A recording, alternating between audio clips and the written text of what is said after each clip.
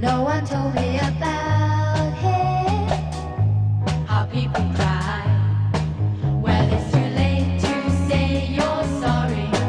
How would I know? Why should I care? There's no bother trying to find him. He's not there. Well, let me tell you about the way he looks, the way he acts, and the color of his hair. His voice is soft and good, his eyes are clear and bright, but he's not there. Well, welcome to my new channel. This is Dave Tubman. I'm the author of the book Jimmy Hoffa is Missing the Gap. And this channel is using the same initials, JHIMTG on Facebook, and also JHIM-TG on YouTube and other social media sites. I'm just trying to get the story out. I'm not interested in selling a bunch of books. As a matter of fact, if you go to this Facebook link that I show at the bottom of the screen, you can download the book off of Internet Archive. And what's neat about that is you can go page by page, and I encourage you to read the whole book before you dig into it. And then you can also, on the left side of the screen, not the one on top, there's a magnifying glass where you can do a word search or date search, and it'll take you right to that section of the book that talks about that topic or that person. So I'm encouraging you all to, first of all, like and share and subscribe to this channel. And if you want to know when it's going to be broadcasting next, I don't have a regular schedule yet. This is the first one, July 1st, 2022. And I'll be announcing and putting links on there. I'll be announcing when the next segment's going to be, what's going to be about. I plan on doing several of them during this month. July, it seems like everybody comes out of the woodwork. But this is, it's not really to compete with everybody's rumors, but to distinguish itself from rumor. It's eyewitness news. And this is historical accurate. It's not made up. There's no reason for my parents to have made up this story. They weren't after financial gain of any kind, and even in the book, I wasn't. I gave away more copies than I have sold. I just thought this is the most convenient way to get the story out so the general public gets to hear it. I'll tell you the number of people that have heard it are quite a few, all the way from the FBI back in 2006. I convinced my mom to go ahead and tell them the story finally. My dad had made her promise not to tell anybody about it because he was afraid of reprisal. I won't go into the details. It's covered in the book. We'll get to it. What I plan to do is to go through the book with you. So go ahead and download the book after you watch this episode tonight and read it. It takes a couple hours, maybe 3 at the most. Don't try to dig into it at first. If you can do it in one sitting, that's great, because it does continue on. It's chronological, it goes by date, and like I said, the first couple of chapters are really a kind of a backstory of who my parents were. Then it gets into the actual things that they observed the afternoon Hoffa disappeared. By the time you're done with the book, I'm going to present a whole bunch of research, and I believe you'll agree with me that we know what happened to Jimmy Hoffa that afternoon. I'm going to read some notes here so I don't miss any of the dates or details, but this is just a background on who Jimmy Hoffa was in case you weren't alive at the time. You may have heard stories, but this does distinguish between some of the misinformation that's been put out. Even some of the experts have a little bit of, skewed information that they've bought into. This story's been given to, I'll go down the list, it's been given to the FBI, like I said, in 2006. 2009, I called and talked to Barbara Ann Crancer, who was Hoffa's daughter. My mom passed in 2011, and I thought, what do I do with this story now? So I just started digging into research, and I researched everywhere. I'm not going to tell you the details at this point, but it wasn't until 2019 that the story kind of came alive again, and I thought, hey, I ran across some people I thought was sincere of finding out the truth about what happened to Jimmy Hoffa that afternoon. The first one was Eric Shawn from Fox Nation. So I called him. He thought, that's fantastic. He said, I hadn't heard that story. I said, of course you haven't. And so I told him the story. He wanted to actually do an interview and put it on Fox Nation. He had just gotten through. I saw his riddle series when they were digging up, not digging up, yeah, digging up floorboards at the Beaverland House, Northwest Detroit, and came up kind of empty-handed. It was inconclusive with the blood and the DNA testing that was done, but they did determine that it wasn't conclusive. It wasn't Hoffa's, basically. And that's what the whole movie The Irishman was about. Later in 2019, Eric Shawn, like I said, wanted to do an interview, and a family member said they were afraid there would be some sort of backlash, so they convinced me to cancel that interview, so we never did it. But later in the year, there was, I decided, since I canceled the interview, that I told Barbara Ann Crancer, and I got a hold of James P. Hoffa Jr. Called twice. The second time I said, I won't bother you again. If you want to hear the story, call me back. Sure enough, I heard back from James Hoffa Jr. I told him the story. We chatted for a bit. Very cordial. Felt a little funny when I started talking about what I thought happened. But his dad and my dad were the same age. James Hoffa Sr. was 62 at the time. My dad was 62 at the time. My dad was born in 1912. James Hoffa Sr. was born in 1913. But they were cut from the same cloth as far as their generations. They went through hardship after hardship, seems like every 10 years, from the Spanish flu, I think that was 1918. Then you had the Roaring Twenties, you had the World War I and the Depression of the 30s. You had World War II in the 40s. You had 1950s was the Korean War.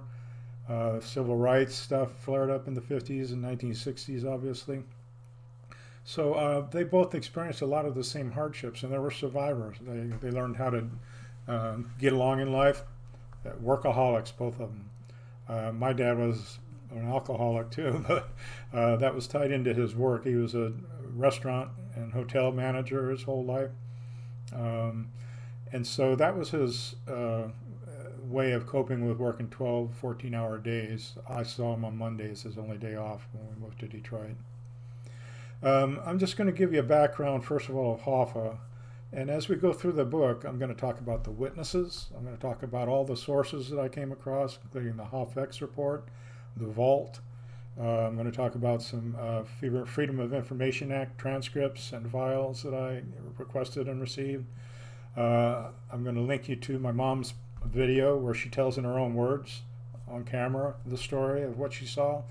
It was 2006, so she was 89 at the time, but when she got on the subject, even though she was on blood pressure medicine and everything, you can tell she dug this out of her memory like it was just etched. So you'll be able to see that. It's about 16 minutes long. Everything's linked on this Facebook site, though, so if there's anything that you're a little confused about where to get the information, go to this Facebook site. Sign up and follow that as well. That's where I'm going to post when the next segment's going to be broadcast. I'll probably have some live segments and invite callers or questions. You can email or text me any questions you have after this episode. So anyway, so February 14th, Valentine's Day of 1913 is when Hoffa was born in Brazil, Indiana. And when he was 7 years old, his father died. He was a coal miner, and he was overcome with a lung disease from the coal residue. And so he was basically fatherless from pretty young age. Not long after that, and that was 1920, he moved, his dad died. Then in 1924, the family moved to Detroit. He had 3 siblings. Matter of fact, his brother William was also involved in the unions. So you don't hear much about him. I haven't really followed up. Let's see. Then he, when he got to Detroit, he quit school. He got a job at Kroger's on the warehouse loading docks. Now, he was pretty young at the time. He organized the first strike where he got his co-workers together, and they refused to unload the strawberries. They were called the Strawberry Boys because that was their main job, unloading produce, the fruit and stuff. And at that time, I think the wages were like 30 cents an hour, pretty meager. And they would be forced to work 12 hours, 14-hour days. And they were required by Kroger's to spend 30% of their pay in groceries at Kroger's. So you can, and they didn't get breaks. This was a time when labor was really exploited by managers and the bosses. So he was successful though when he challenged Kroger and formed his first. He had a knack for negotiating. At the time now, violence really became kind of a necessity for people. Managers would use thugs, mob guys to beat up the workers if they protested or struck, their jobs. And then Hoffa did the same thing. He went to the mobs and got his own thugs to beat up their thugs, and so that's where he got kind of indoctrinated into this violence in making things happen. And it was considered just the way that you had to resort to. So in 1936, he was organizing a strike, and he met his wife Josephine. Her maiden name was Poziwak, and they had two kids, James Hoffa Jr., James P. Hoffa is his name, and then also Barbara Ann Hoffa, which later became Barbara Ann Crancer. She married Robert Crancer. Now, Hoffa Jr.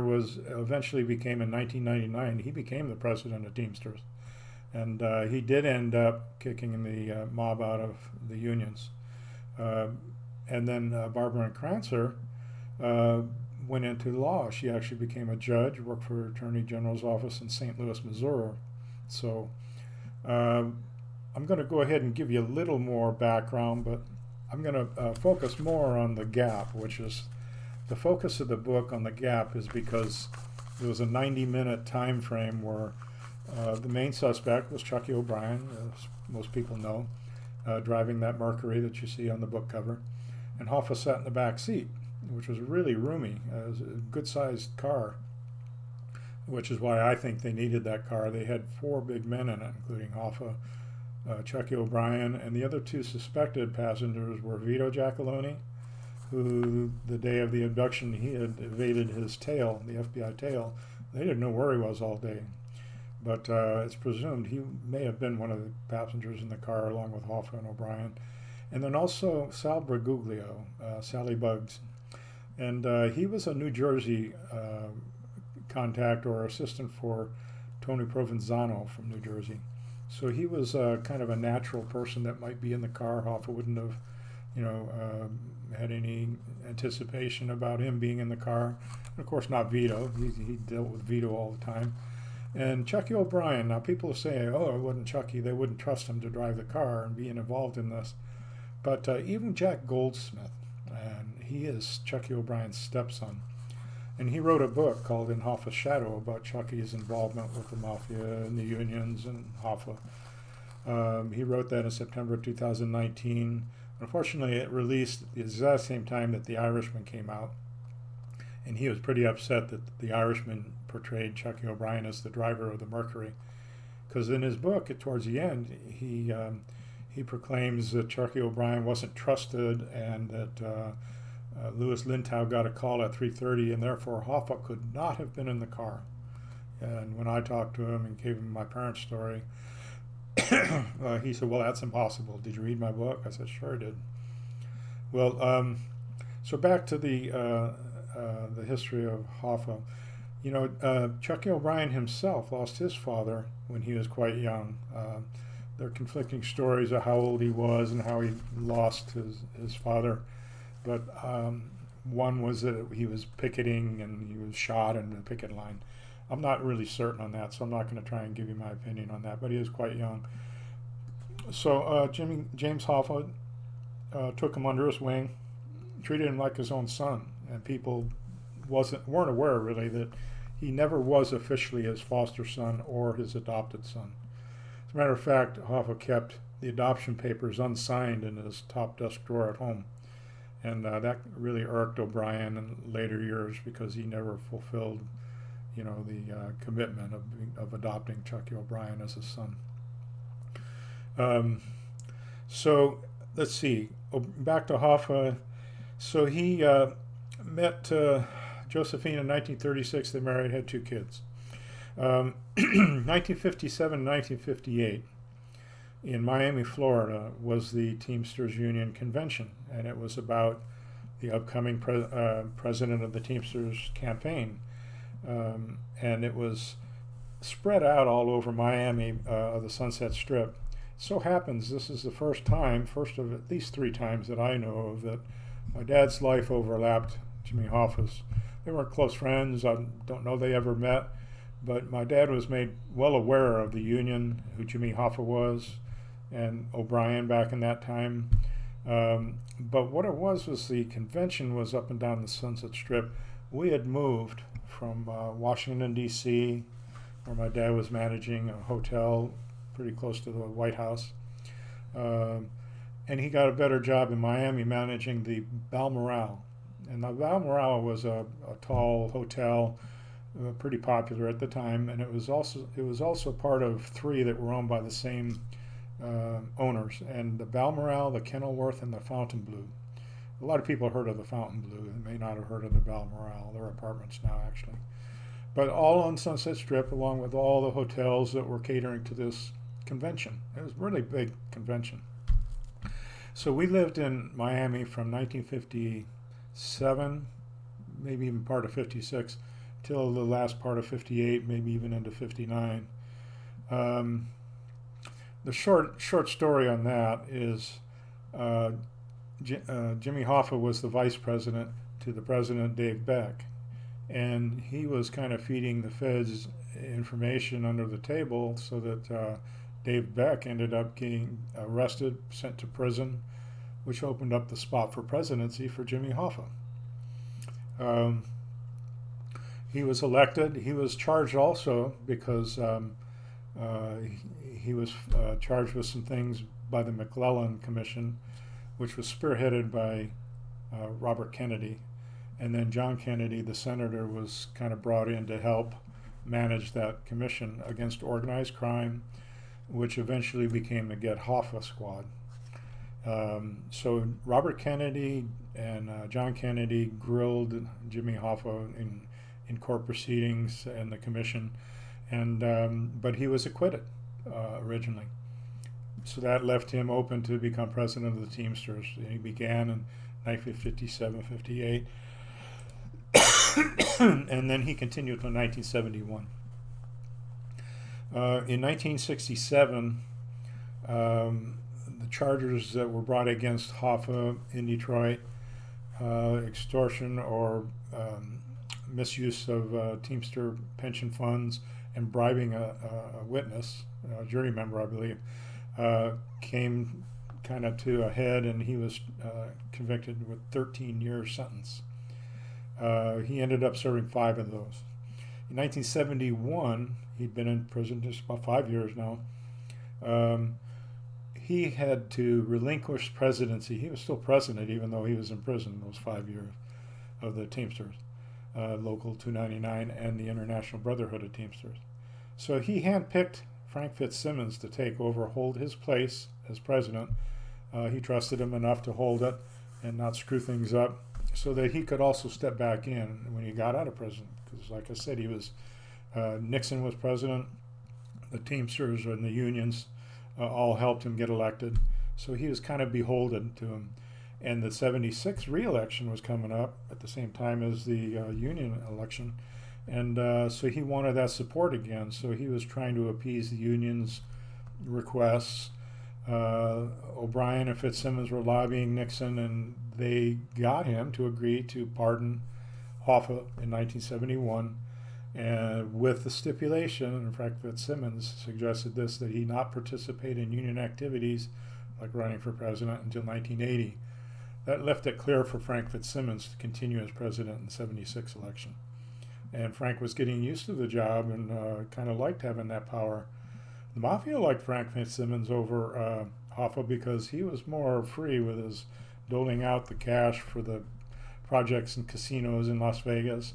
Hoffa was a little more discriminatory, and he did fund a lot of the casino projects, but he would pick and choose, and Mafia preferred, I would say, Frank Fitzsimmons over Hoffa at this time. So Fitzsimmons and Hoffa were actually enemies at the time in 1975. Hoffa was let out Christmas Eve in 1971, and right away the restaurant union members put together a welcome home or coming out party, I don't know what you call it, welcome home party at Carl's Chop House, and that was pretty close to when he got out, almost right away. A week later, there was another one held by friends of Jimmy Hoffa, close friends and family, at the Raleigh House. And there's a picture of Hoffa and his wife Josephine taken at the Raleigh House. And of course, there's pictures and videos at Carl's Chop House when that was happening. So, ironically, according to the Detroit Historical.org site, and of course elsewhere, so Hoffa was abducted on July 30th at around 2:45 from the Marcus Red Fox and never seen again. There were 6 eyewitnesses, and they saw him come into the restaurant. When he was stood up at 2 p.m., he was supposed to meet with Tony Giacalone, of course, the Detroit Mafia boss, and also Tony Provenzano, who was a pretty high union official in New Jersey. But they became enemies in prison because Hoffa rejected his request to receive money while he was in prison, and something to do with his retirement too, but it ticked off Provenzano. They had a fist fight in Lewisburg Penitentiary. And Hoffa was getting paid. Of course, he was acting president while he was incarcerated. So that was a long-lasting feud, those few years since he got out. And so Tony Provenzano would not have supported him running for president again. Now, the week of this meeting at the Red Fox, there were 2 simultaneous meetings that happened on the same day. It was July 26th, 4 days before Hoffa disappeared. One was held at Larco's in Detroit, and it was a pizzeria, Italian restaurant type restaurant downtown by the stadium. And the meeting was held with Vitali and Quasarano, who were co-owners, mobsters of they co-owned Central Sanitation, which was a waste site facility in Hamtramck, Michigan, downtown Detroit. And so that happened. Frank Fitzsimmons flew in to Detroit from New York just for that purpose. He was there for 24 hours overnight. The man who checked him in testified he checked him in at 1 o'clock in the morning on July 26th at the Fairlane in Dearborn Hotel, and that he left on the 27th, checked out the following day. He was provided keys to either a Lincoln or a Mercury. He doesn't remember. Now that year, the Lincoln and Mercury were almost identical, the body style. Could very well be it was this Mercury that was driven the same day Hoffa was abducted. Who knows? So he testified he was there. Mike Larco, the owner of Larco's, and of course Fitzsimmons denied that there was a meeting, but the FBI was pretty certain that it took place. And of course the desk clerk testifying about Fitzsimmons coming in exclusively for this meeting also tied in. That same day, on the 26th, Tony and Vito Giacalone go visit Jimmy Hoffa. They said, we're going to arrange a meeting with Tony Provenzano so you can patch things up and he'll back you for running for president this year. They were all expecting, everybody figured that his appeals about the restriction not being able to run again until 1980 would be lifted by the government. And so Frank Fitzsimmons had his deal with the feds that he wouldn't allow Hoffa to become president. In exchange, they would go light on his son Richard Fitzsimmons, make sure he doesn't have any activities in the union, and basically not allow Hoffa to become president again. So Hoffa, though, had his own deal with the feds, saying, well, if you release me from this 1980 restriction, I'll boot the mafia out of the union and give you information so that you can make sure they don't get involved with the union activities again. So it was they were working both sides of the coin. So Tony Giacalone and Vito Giacalone go to see Hoffa at his Lake Orion cottage. They helped him change out a carpet in a guest room, and they set up this meeting for to meet with Tony Provenzano. Tony Giacalone was going to be there, and also Lenny Schultz. Now Lenny Schultz was kind of a moderator. He would be there just to kind of buffer the two sides in case of disagreements. He would act as a go-between, and so that was important that Lenny Schultz would be there.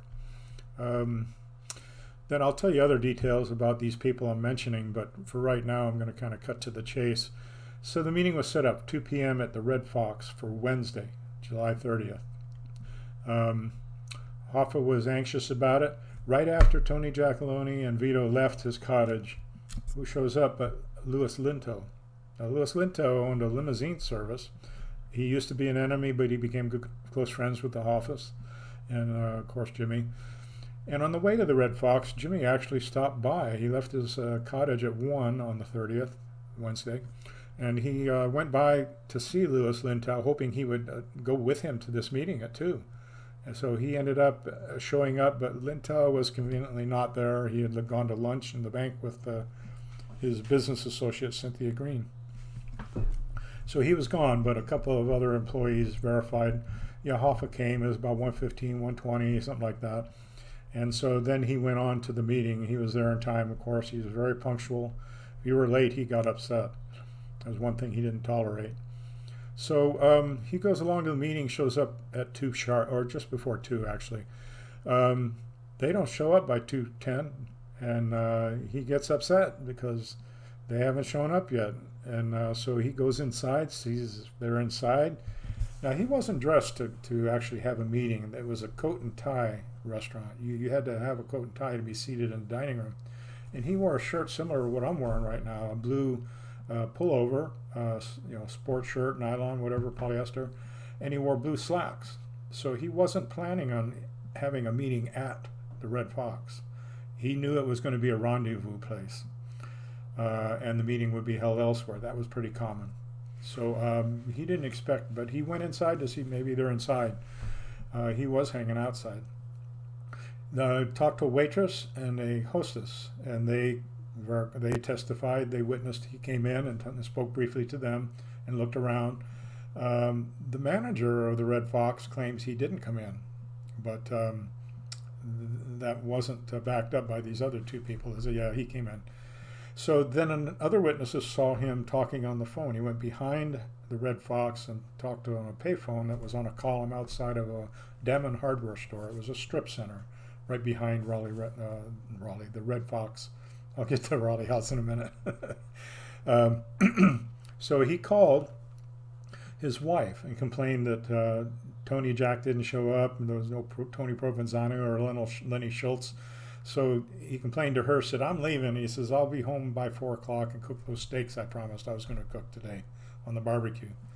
So 2:15, the FBI got the phone records, and they're verified that he made his call to her at 2:15. Then he followed up with a call to Louis Linto's office, the airport service limousine. And that came in at 2:35. There's discrepancies there. Louis Linto claims that call didn't come in until 3:30. And that's the whole point of Jack Goldsmith's claim that Hoffa couldn't have been in the car, because he called Linto at 3:30, and the car was seen at the Union Hall with Chucky O'Brien at 4 o'clock. That wouldn't have been enough time. So his whole premise at the tail end of his book was this claim that Louis Linto testified before the grand jury, that he got a call from Hoffa at 3:30. So anyway, witnesses then saw Hoffa walk from the phone towards the restaurant front entrance again, and they stopped and talked to him for a few minutes, shook his hands. They recognized him.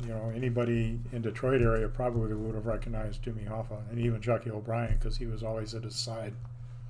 So they spoke to him a bit. When they talked to the FBI later, they confirmed that they're legitimate, because they spoke about Josephine Hoffa having cataract surgery coming up, and that wasn't public information. The only place they would have heard that was directly from Jimmy Hoffa. So that was been corroborated. So you got 1, 2, 3, 4. One witness saw the car pull up and recognized Chucky O'Brien in the Mercury. Another witness saw Hoffa get into the car, the back seat, with 3 other men. Didn't recognize the others, so there was 2 in the back, 2 in front. Then the car starts to pull out, and now the time frame is about 2:40, maybe 2:45. So there's a truck driver delivering some goods to the center, whether it was Raleigh House or one of the other stores, I'm not sure. But this truck driver went on record as having to swerve and stop because his car almost hit him when he was pulling in the side driveway on Telegraph Road. And otherwise he would have hit him. And so he said he recognized Hoffa sitting behind the driver, and it looked like he was having words with the driver, moving his hands, whatever. And he noticed that there was the muzzle of a shotgun between him and the passenger on the other side of the back seat. And it was covered partially by a gray blanket. So that's what his testimony was. It's in the Hoffa report. All these witnesses are listed in the Hoffa report. So he also testified the car then swerved out of the side driveway. The only way you could turn at that point would be south, because it was 4 lanes going south, and you couldn't go across to northbound. So he testified the car swerved out, this Mercury, with Hoffa in the back seat, didn't know the other 3 passengers, and turned southbound on Telegraph Road. The car turned southbound on Telegraph Road, but lo and behold, Ken and Francis Tubman had left the townhouse that I was also sharing with them at the time in Bloomfield Township, the same town as the Marcus Red Fox. They were on their way to my sister's house for a 2-night campover, and so they had to be there before 4, they knew, and it was about an hour and 20, maybe an hour and 30, depending on traffic, from the townhouse house on Woodward and 15.5 mile to Westland, Grandview, which is West Detroit. Let's see. So Woodward Avenue angled out from Detroit, and Telegraph went straight south.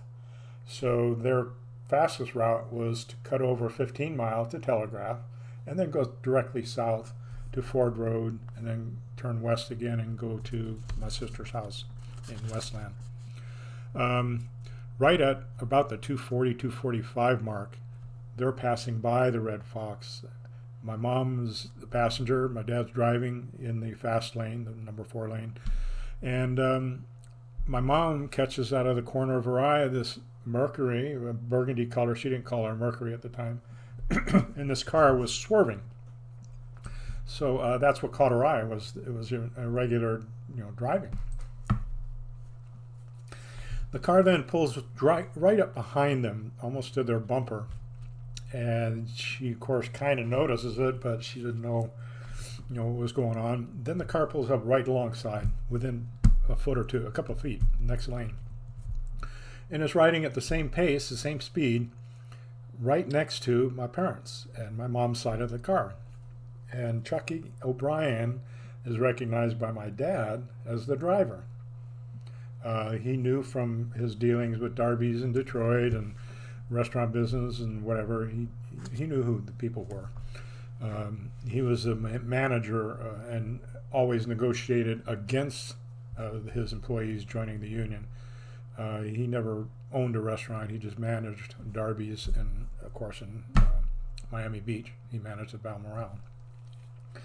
So he was fair with his employees. They weren't anxious to join the union, but they would picket and strike, other union members, trying to get them to sign up.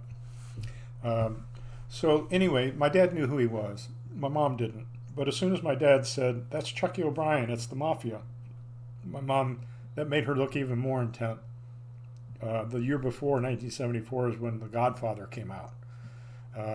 And so everybody was keen on who the mafia was, not just Detroit. But he knew who he was. He did recognize the type of car it was. They both said maroon or burgundy. It looks, that year, if you were familiar with that body style, the Lincoln Continental and the Mercury looked almost identical. and they were both considered luxury cars. And a lot of the mobsters drove those kind of cars, plus Lincoln Continentals, Cadillacs, whatever, and Buicks. Jimmy Hoffa actually drove a 1974 dark green Pontiac Granville, and he left that at the north end of the parking lot at the Red Fox. And they found out the next morning that it was unlocked. There was a registered handgun in the front seat, and there was no sign of any, fuss that he had any struggle or anything. So when he left his car, everything was fine, casual. And when he got in the Mercury, everything was still casual. But I believe that since the car was starting to swerve just as it's exiting, the delivery truck driver and also my mom attest to the fact that it was swerving, tells me he was onto it by then. And whoever was in the front seat, between the time it swerved out and pulled up alongside my parents' car, the guy in the front seat had gone through that spacious opening between the front and back seat. And you can see how big that back seat is. They were holding something down on the floorboard, because my mom said both big men in the back seat had their knees jammed way up in their chest and their chin. And the guy closest to her on the driver's side in the back was holding a leash or rope. And so she, in her mind, interpreted it, they're holding a dog down on the back seat, these two men. And they're fighting like mad. Must be a big dog. So she tells my dad, Ken, they're holding a dog down back there. He's in the back seat, and they've got a leash. And he says, quit looking. He says, that's the mafia.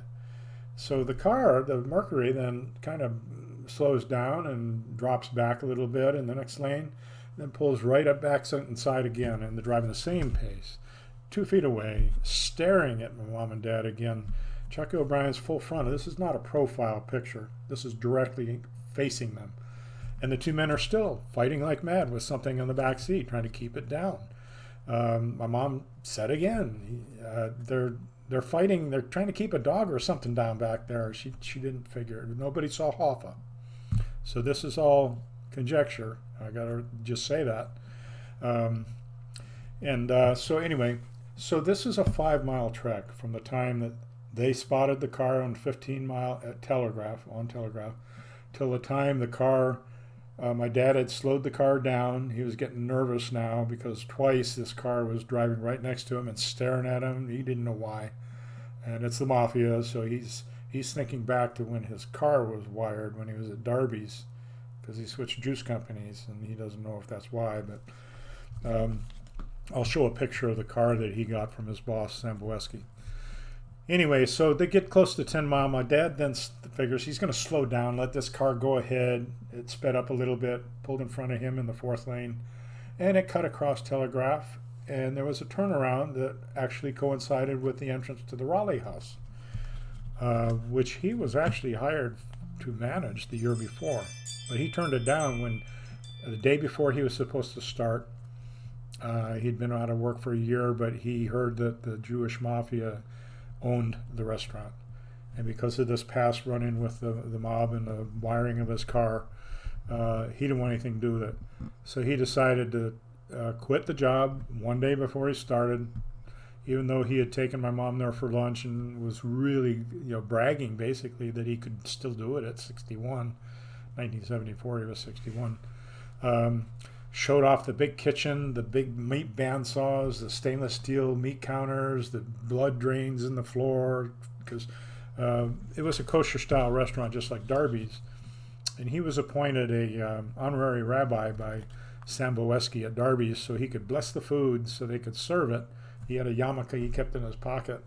And because he was an honorary rabbi, we weren't Jewish, he could bless the food and deem it kosher and serve it to the kosher diners. And of course the meat had to be prepared a certain way to be kosher. So he described this when he turned the job down. Of course I was working nearby, and I heard him tell the story about this 3 times the size. They expanded the kitchen.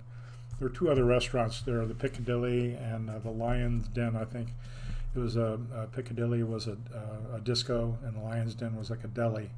But the Raleigh House was a big restaurant, banquet hall and restaurant, and they catered to a lot of high-end people. My high school Oak Park High School prom was there. Um, Jimmy Hoffa's welcome home party was there on New Year's Eve in 1971.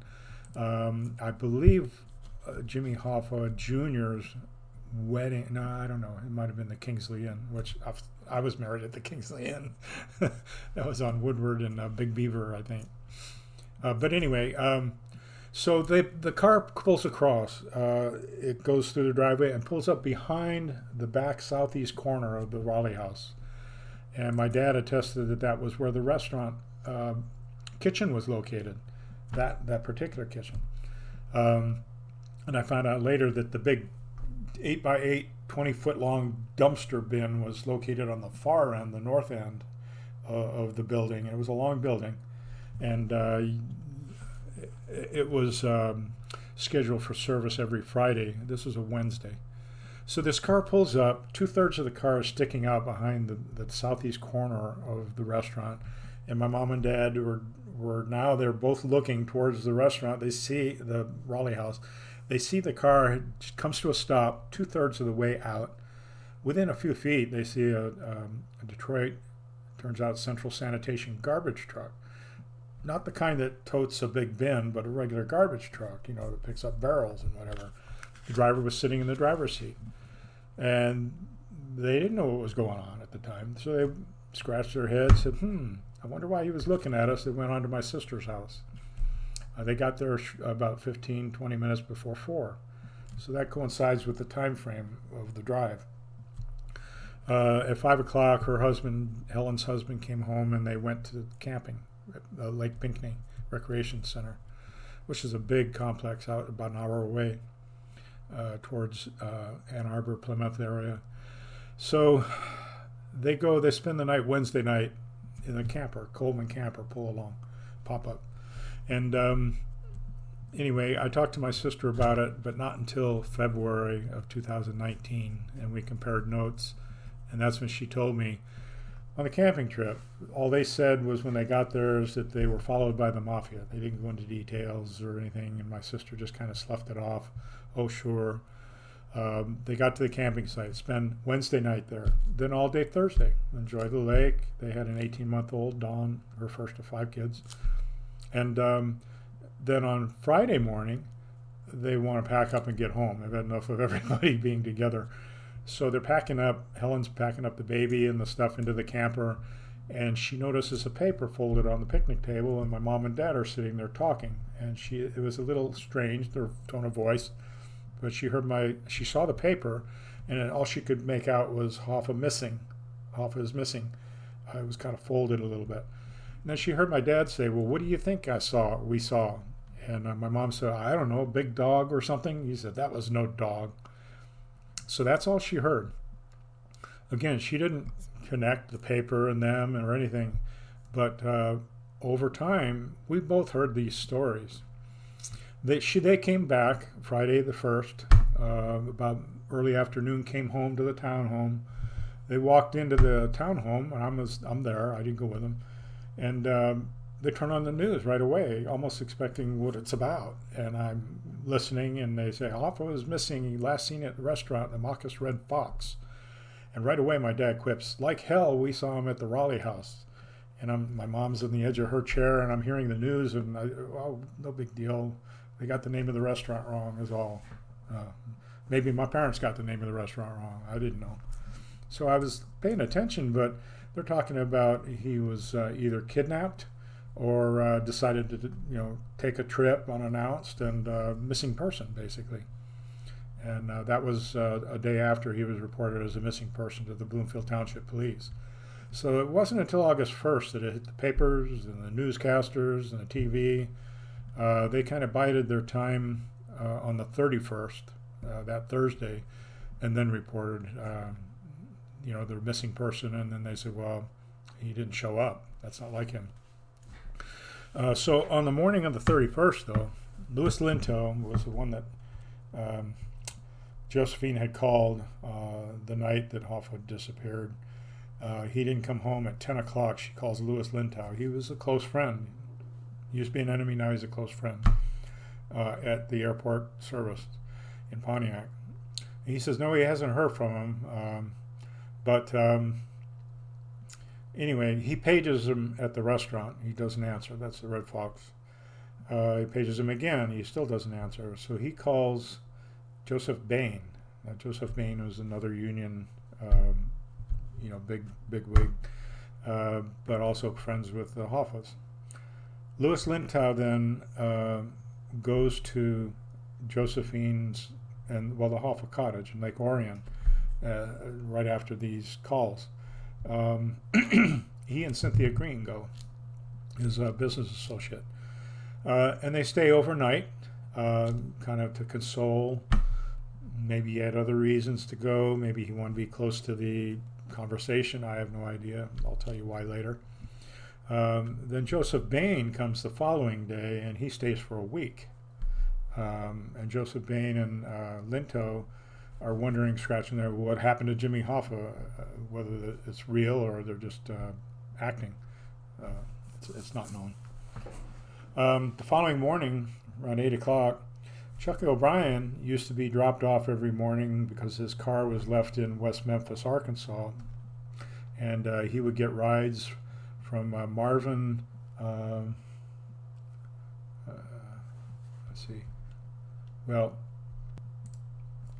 He would get rides to the Red Fox every morning parking lot, and then he would catch a ride with Robert Holmes Jr., the son of Robert Holmes Sr. That's who he supposedly delivered this fish to on the 30th. So Robert Holmes Jr.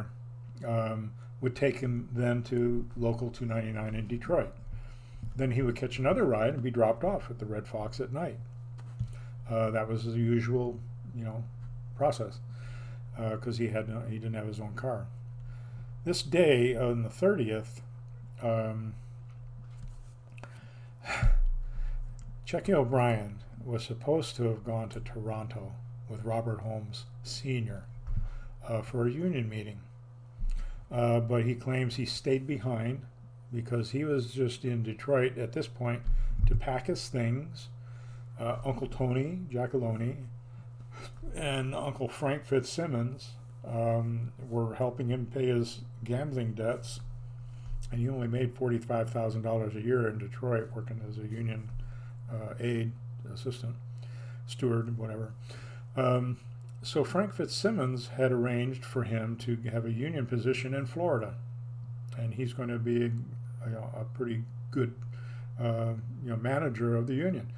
I forget his position, but he goes from $45,000 a year that week to $850,000 a year in Miami. This is right immediately following Hoffa's disappearance. All his debts are paid by Frank Fitzsimmons and Tony Giacalone. Gets a new company car. He works in the union down in Florida. He disappeared about on Sunday after Hoffa was abducted, but he hung around. He saw Tony Giacalone several times during that time, twice on the day of the disappearance. And Tony Giacalone was staying with his son Joey Giacalone at his apartment in St. Clair Shores. And so it was kind of unusual that Chucky O'Brien and Uncle Tony would be hanging out together so often, but they did. I've got more in the book. I'm going to kind of stop with the story at this point, but all the mystery seems to be about the eyewitnesses, what Chucky O'Brien claims, and what I do in the book is I address every one of those claims with other facts that disprove quite a few, including that he went to Jack's Car Wash to have the fish fumes or fish blood cleaned out. I have got direct information from the owner of Jack's Car Wash that didn't happen and what really happened. So I'll go into all that later. This is getting kind of long. It's over 45 minutes. So I'm just going to encourage you, go to this facebook.com, JHIMTG. Download this book. It's free. You can go to the site at Internet Archive. You can read through the book. Don't dig into it deeply. Just read through and get the gist of the story. And then to the left of this book on that site, the Internet Archive site, you'll see a magnifying glass where you can do a word search, a topic search, whatever search you want, and it'll find that place in the book where it'll address it. It's a really neat system. I'm giving the book away because, like I said, I'm not interested in making money off of a book. I want the story to be, made public.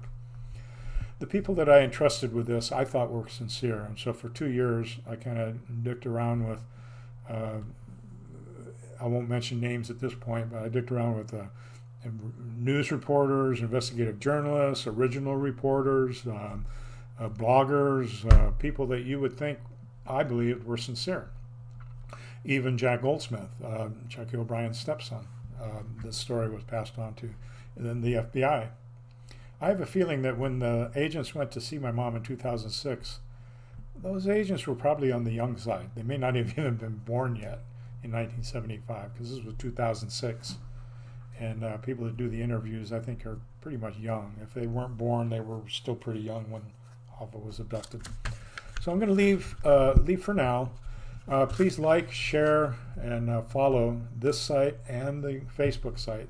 I'm going to be using the Facebook site to just post links and give updates on what I'm doing. In the meantime, thank you for joining me today. I'll let you go back to your own life and tune in if you're interested in this topic. You're not going to hear this information anybody else. I'm pretty much the mouthpiece for these two eyewitnesses. Thank you. God bless. Well, it's too late to say you're sorry.